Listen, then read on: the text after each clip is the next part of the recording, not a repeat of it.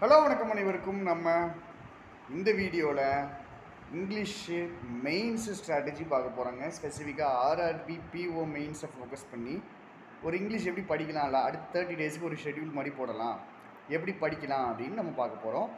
So இங்கிலீஷை பொறுத்த வரைக்கும் இந்த தடவை ஒரு அட்வான்டேஜ், நம்மால் 15 நிமிஷம் தான் கொடுப்பாப்புல.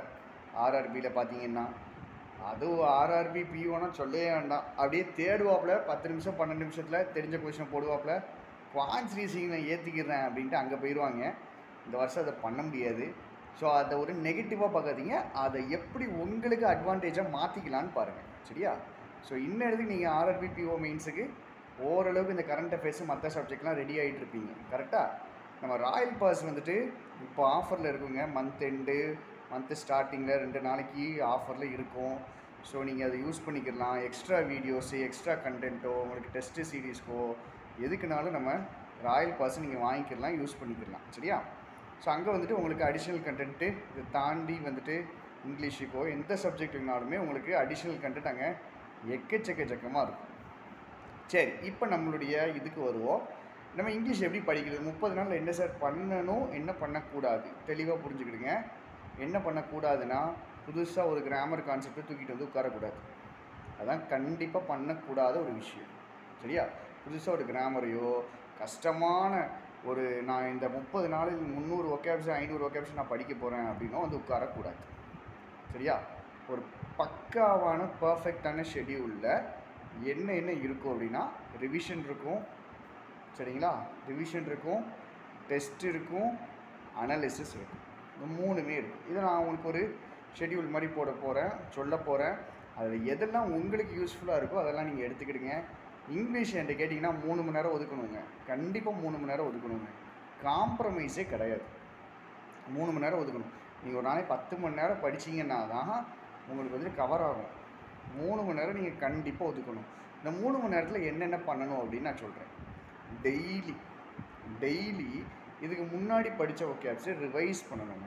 ஒரு 1/4 மணி நேரத்துக்கு ரிவைஸ் பண்ணுங்கள், அதிகமாகலாம் பண்ண வேண்டாம். 15 மினிட்ஸ் ரிவிஷன். இன்றைக்கி இவ்வளோ ரிவிஷன் பண்ணியிருக்கோமோ அடுத்த நாள் அடுத்தது, அதுக்கு அடுத்த நாள் அடுத்தது, இப்படி கொஞ்சம் கொஞ்சமாக ரிவைஸ் பண்ணுங்கள். ஒகேப் ரிவிஷனும் சரி, கிராமர் ரிவிஷனும் சரி, ரெண்டுக்குமே 1/4 மணி நேரம் நீங்களாக ஒதுக்கணும். இது நாங்கள் வந்துட்டு ஆஃப்லைன் கிளாஸில் வந்து பண்ணணுன்ட்டு மண்டேலேருந்து பிளான். ஆஃப்லைன் கிளாஸில் மண்டேலேருந்து ரிவிஷன், கண்டிப்பாக ரிவிஷன் 100% ரிவிஷன் இருக்கும். எப்படி அவங்களே வந்துட்டு 10 மினிட்ஸு ஒகேப்ஸ் ரிவைஸ் பண்ணிக்கிடுவாங்க ஒரு ஷெட்யூல் போட்டு. அடுத்தது ஒரு 10 மினிட்ஸு கிராமரில் ஏதோ ஒரு டாபிக் எடுத்து ரிவைஸ் பண்ணிக்கிடுவாங்க. ஸோ இதை ஒரு பழக்கமாக வச்சுக்கிடுங்க, சரியா? இல்லைன்னா இந்த கான்செப்ட்ஸ் அப்படியே மறந்துடும். 10 மினிட்ஸுங்கிறது சிம்பிள் டைம். 10 மினிட்ஸ் ரிவைஸ் பண்ணுங்கள். அதுக்கப்புறம் நீங்கள் பண்ண வேண்டியது ஏதாவது ஒரு சொல்யூஷன், எப்படி சால்வ் பண்ணுறாங்கன்னு அப்ரோச் வீடியோ பார்க்கணும். இப்போ நீங்கள் என் வீடியோ தான் பார்க்கணும், என் கிளாஸை தான் பார்க்கணும் அப்படிலாம் சொல்ல மாட்டேன். யார் கிளாஸ்னாலும் பாருங்கள், ஆனால் ஒரு அப்ரோச் வீடியோ பாருங்கள். நம்ம ஆட்கள் என்ன ஆயிடுறாங்கன்னா, ஒரு லெவலுக்கு அப்புறம் போனதுக்கப்புறம் அது எப்படி ஆகுதுன்னு எனக்கு புரியலைங்க. ஏன்னா நானும் படித்தேன், இந்த எக்ஸாம் கிளியர் பண்ணோம், எல்லாமே பண்ணேன். பட் நீங்கள் என்ன ஆயிடுறீங்கன்னா, ஒரு கட்டத்தை தாண்டி நான் இதுக்கு மேலே ஒன்றும் பெருசாக கற்றுக்கிறதுலாம் கிடையாது, நான் ப்ராக்டிஸ் பண்ணியே நான் அப்படியே டெஸ்ட்டை போடுவேன், கரெக்ஷன் பார்ப்பேன், வருஷம் ஃபுல்லாக ஓட்டிடுவேன் அப்படிங்கிற மாதிரி இருக்காங்க. ஸோ அது எப்படி ப்ராப்பரான ஸ்ட்ராட்டஜியான்னு எனக்கு தெரியாது, சரியா? என்கிட்ட கேட்டிங்கன்னா கற்றுக்கணும், புதுசாக கற்றுக்கிட்டே இருக்கணும், அப்டேட் பண்ணிக்கிட்டே இருக்கணும். ஏன்னா ஐபிபிஎஸ்காரன் அப்டேட் பண்ணிகிட்டே தான் இருக்கான். கண்டென்ட்டையும் சரி, கொஷினையும் சரி, அப்டேட் ஆகிட்டே தான் இருக்குது. அப்போ நம்ம அப்டேட் பண்ணிக்கிட்டே இருக்கணும்னா யாராவது ஒருத்தங்கள்ட்ட கற்றுக்கிட்டே இருக்கணும். ஒரு 3/4 மணி நேரத்துக்கு ஒரு வீடியோ, அந்த வீடியோவில் அவங்க வந்து சால்வ் பண்ணுறதுக்கு ஒன்று சொல்லி தருவாங்க, எப்படி அப்ரோச் பண்ணணும்னு சொல்லி தருவாங்க. அது எப்படி கற்றுக்க முடியுது அப்படின்னு பாருங்கள். ஸோ ஒரு 1/2 மணி நேரத்துக்கு நம்ம ஒரு ரிவிஷன் போட்டிருக்கோம், ஒரு 3/4 மணி நேரத்துக்கு ஒரு கிளாஸு போட்டிருக்கோம், சரியா? இதுக்கப்புறம் கண்டிப்பாக நீங்கள் பண்ண வேண்டிய ஒரு விஷயம், உங்களுக்கு 100% உங்கள் ஸ்கோரை உங்களுக்கு மாற்றி காமிக்கும். 3, ஒரு பேராஜம்பிள், ஒரு ஆர்சி, ஒரு கிரிட்டிக்கல் ரீசிங், 3 ஒன்று போடுங்க, டெய்லி போடுங்க. நம்மளால் எடுத்து வச்சாப்பிள்ளைன்னா பேராஜம்பிளை 10 பேராஜம்பிளை இன்றைக்கி ஒரே நாளில் உட்காந்து போடுறோம் பாரு, அது கிடையாது. டெய்லி போடணும். ஒரு பேராஜம்பிள், ஒரு ஆர்சி, ஒரு கிரிட்டிக்கல் ரீசனிங் கொஸ்டின். எவ்வளோ நேரம் ஆயிடும்னு சொல்லுங்கள். நம்மளுக்கு இல்லையா கண்டென்ட், இல்லையா பிடிஎஃப், இல்லையா இல்லை நம்மளுக்கு தேடினா தான் கிடைக்காதா, இல்லை டெலிகிராம் குரூப் கேட்டிங்கன்னா தர மாட்டாங்களா? தாண்டி பார்த்தீங்கன்னா நம்ம ராயல் பாஸ்லேயே இருக்கும், இதில் வேணால் கூட வாங்கிக்கலாம் நீங்கள். எங்கேனாலும் உங்களுக்கு கண்டென்ட் இருக்குங்க. ஆனால் இந்த 3ஐயும் ரெகுலராக டெய்லி பண்ணணுங்க. இந்த 3 முடிக்க ஒரு அரை மணி நேரம். சரியா? அப்போது அரை மணி நேரம் ரிவிஷன் பண்ணியிருக்கோம், 3/4 மணி நேரம் கிளாஸ் பார்த்துருக்கோம், திருப்பி இப்போ நான் சொன்ன மாதிரி ஒரு அரை மணி நேரம் டைம் ஸ்பெண்ட் பண்ணியிருக்கோம். ரைட்டா? இதுக்கு அப்புறம் ஒரு மெயின்ஸ் செக்ஷனல் என்கிட்ட கேட்டிங்கன்னா நீங்கள் என்ன பண்ணணுன்னா, ஃபஸ்ட்டு டே இப்போ இன்றைக்கி வந்துட்டு மெயின்ஸு செக்ஷனல் போட்டுட்டு ஒரு ஆர்சி பேராசிமல் கிரிட்டிக்கல் ரீசனிங் பார்க்குறோமா, நாளைக்கு என்ன பண்ணணும்னா மெயின்ஸு ஃபுல் டெஸ்ட்டு போடணும். நாளை கழிச்சு என்ன பண்ணணும்னா திருப்பி ஒரு ஆர்சி, ஒரு பேராசிமல், ஒரு கிரிட்டிக்கல் ரீசனிங் ப்ளஸ் ஒரு mains sectional test. English mains sectional test. செக்ஷனல்னால் என்னென்னு புரிஞ்சுக்கணும். செக்ஷனல்னால் என்னென்னா அந்த 15 கொஸ்டின் 20 கொஸ்டின் வச்சு டெஸ்ட் இருக்கும் பார்த்தீங்களா, அந்த டெஸ்ட்டு ஒரு நாள் போட்டிங்கன்னா அடுத்த நாள் இந்த 35 நிமிஷத்துக்கோ இல்லை 40 நிமிஷத்துக்கு வச்சு அந்த ஃபுல் டெஸ்ட்டை 40 கொஸ்டின் வச்சு போடணும். சரியா? அது செகண்ட் டே. ஃபஸ்ட் டே இது பண்ணிங்கன்னா செகண்ட் டே அதை பண்ணணும். சொல்கிறது புரிஞ்சா? டெஸ்ட்டு போட்டு பழகும்போது பிஓ டெஸ்ட்டே போட்டு பழகுங்க. ஆர்ஆர்பி பிஓ வருது, கிளர்க்கை நான் ஃபஸ்ட்டு போட்டு பழகுறேன், எவ்வளோ கம்மியாக வந்தாலும் பரவாயில்ல, பிஓ டெஸ்ட்டை போட்டு பழகுங்க. இந்த 30 நாளில் 10 டெஸ்ட்டுங்க, அதிகலாம் வேண்டாம், 10 டெஸ்ட், 10 ஃபுல் டெஸ்ட்டு ஒழுங்காக போட்டு ஒழுங்காக கரெக்ஷன் பாருங்கங்க.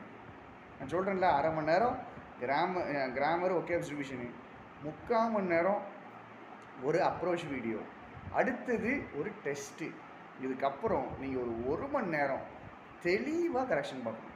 தெளிவாக கிளியராக கரெக்ஷன் பார்த்தோன்னா ஏதோ கற்றுக்கிட்டோம், புதுசாக ஏதோ அப்ரோச்சு ஒரு விஷயம் தெரிஞ்சிருக்கு, இந்த விஷயம் கற்றுக்கிறோம், அடுத்தது ஏதோ ஒன்று ஆட் பண்ணிக்கிறோம் அப்படின்ட்டு உங்களுக்கு தெரியணுங்க. அது நடக்கணும். சரியா? அது நடக்குதா அப்படிங்கிறத பார்த்துக்கிட்டே இருங்க. நம்ம முன்னேறுறோமா? ட்ரெட் வாட்டர்னு ஒன்று இருக்குது, இங்கிலீஷில் ஒரு பழமொழி இருக்குது, ட்ரெட் வாட்டர்னு என்ன தெரியுமா?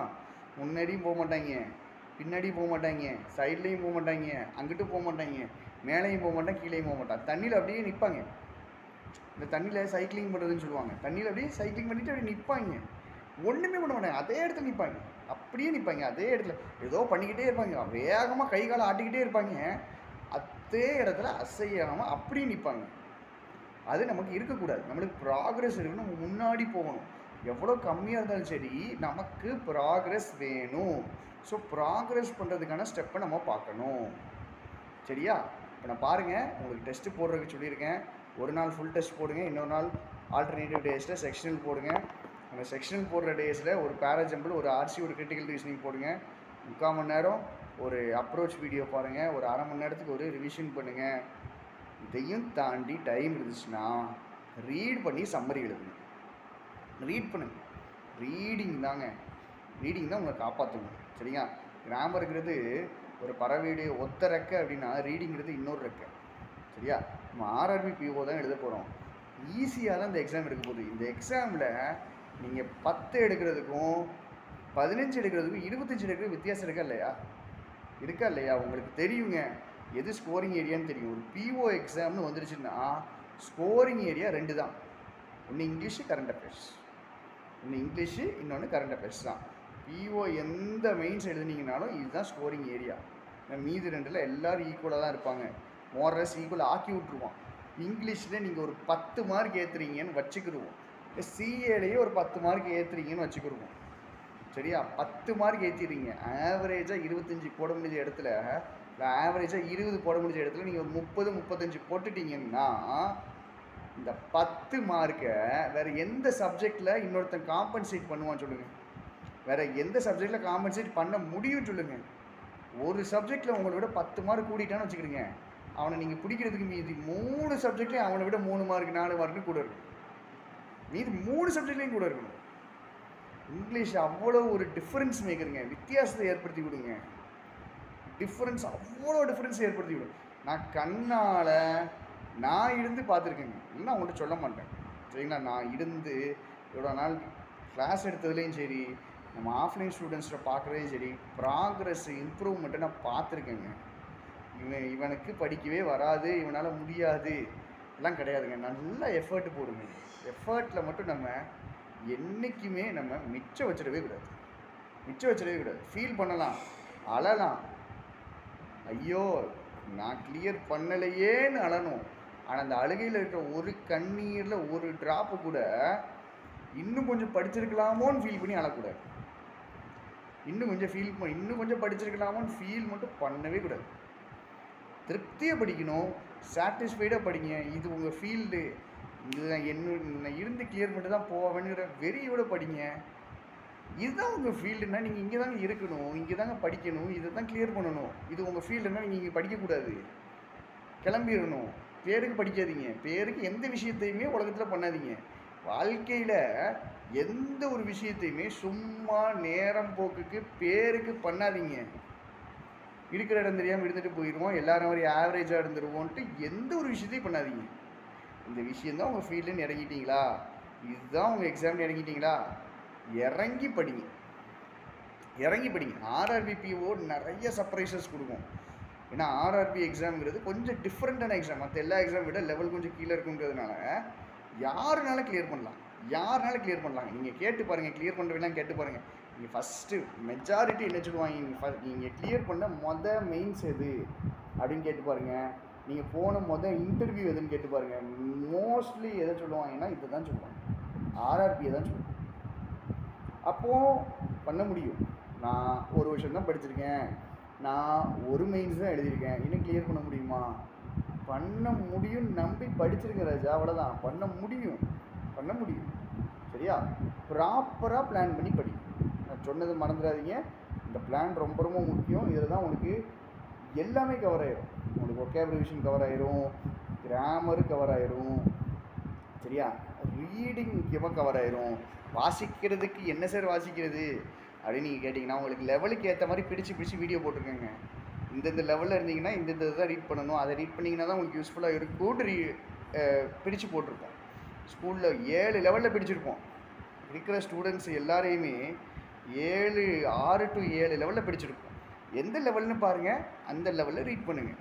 கண்டிப்பாக இம்ப்ரூவ் ஆகும். இங்கிலீஷை ஓரமாக ஒதுக்காதீங்க. பாவங்க, இங்கிலீஷும் பாவம், வாத்தியாரும் பாவம், ஒதுக்காதீங்க. சரியா?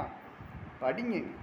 நம்மால் இதெல்லாம் படித்தா எனக்கு அந்த ரிட்டர்ன் வருமானு நினைக்கிறேன். மல்டிபிள் டைம்ஸ் வரும், நீங்கள் எதிர்பார்க்காத அளவுக்கு வரும்.